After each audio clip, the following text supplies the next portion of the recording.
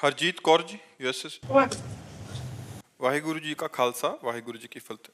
महाराज जी, जिन प्रेम किया तिन ही प्रभु पाए। महाराज जी, वाहिगुरु जी ने कृपा करके यूट्यूब के जरिए आपसे मिलाया। वाहिगुरु जी की प्रीत से खींचे खींचे हम आपसे मिलने आ गए। आप जी उनसे मिला दो। नाम जब समय जितना होता है उतना कर सकते हैं, कम हो रहे हैं पर पूरी तरह से नहीं। मतलब नाम जब कह रहे हैं कि नाम जब जितना कम हो रहा है बट जैसा चाहिए वैसा नहीं। आप जी द्वारा बताए हुए बिंदु ऊपर ध्यान लगाने का अभ्यास भी शुरू किया है। कह रहे प्रयासरत हैं अपनी तरफ से, बट जो एक और तड़प चाहिए, प्रीति चाहिए, वो कैसे मिलेगी महाराज जी? ऐसे अल्पाहार करो, थोड़ा भोजन करो, मौन का आश्रय लो, 5 घंटे सो, 5 घंटे से ज़्यादा नींद नहीं, पवित्र आहार, अल्पाहार लो। अल्पाहार का मतलब भूखे भी नहीं रहना और छकना भी नहीं है। और हर समय मौन रहने से हमें भजन का ज़्यादा अभ्यास होगा। अब जैसे दिमाग है ना, ये उड़ रहा है। अब जब अपनी बात बताए ना, हमारी खोपड़ी जैसे साए मचा है एकदम दिमाग में। और जैसे बचपन से इस मार्ग में रहे तो हमें साए जैसे मतलब बस चुप होने की जरूरत है, बस चल रहा है। अब जैसे बात कर रहे हैं तो हमारे दिमाग में छाया हुआ है, क्योंकि अब जैसे यहाँ घंटे 2 घंटे हमारे व्यतीत हुए, इसके बाद बंद, ना किसी से मिलना, ना नीचे उतरना, ना बाहर। अगर हम किसी चीज का अपने में बसाना चाहते हैं तो उसके लिए हमको समय देना। एक वैज्ञानिक जब किसी बात की शोध करता है तो बहुत एकाग्र, एकांत, शांत, उसी में लगन लगाएगा। हम तो परमात्मा की शोध कर रहे हैं, हम तो वाहिगुरु की शोध कर रहे हैं, उनको प्राप्त करना चाहते हैं। तो हमारी लगन ना हमारे देह में लग पावे, ना देह संबंधियों में लग पावे, ना भोगों में लग पावे, केवल वाहिगुरु में लगे तो अभी तन्मयता हो जाए।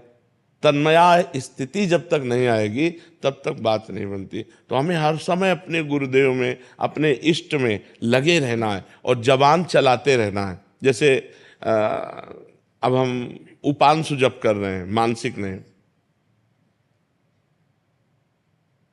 हमारी जबान चल रही और हम मंत्र जप रहे हैं। अब हम मानसिक जप रहे हैं, चल रहा है। आप भी जप के देखो तो कोई आश्चर्य की बात थोड़ी।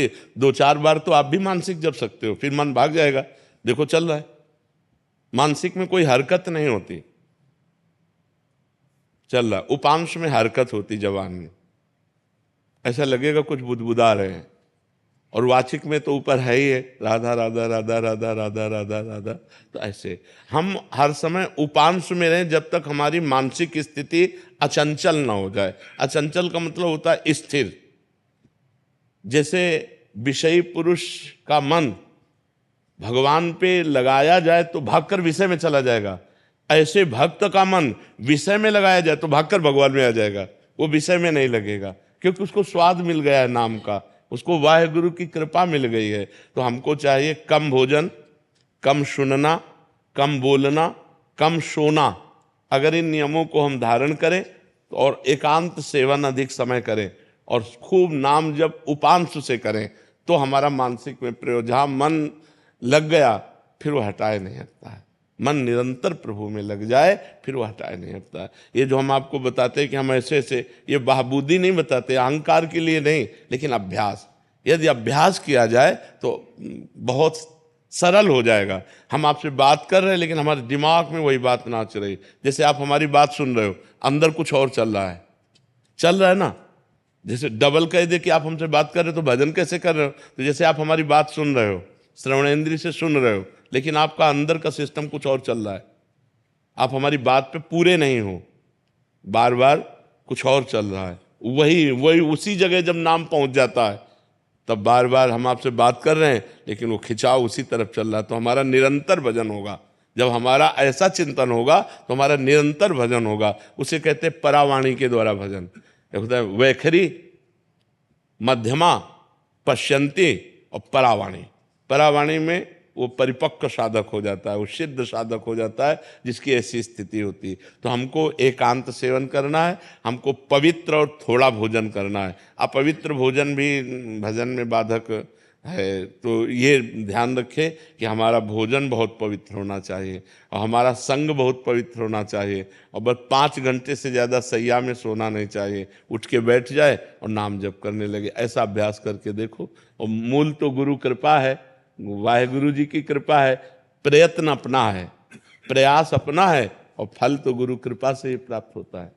महाराज जी, जैसे घर में तमोगुणी लोग होते हैं तो उनके बीच में कैसे, जैसे घर में नॉनवेज पकता है, ये तो बहुत बड़ी समस्या है।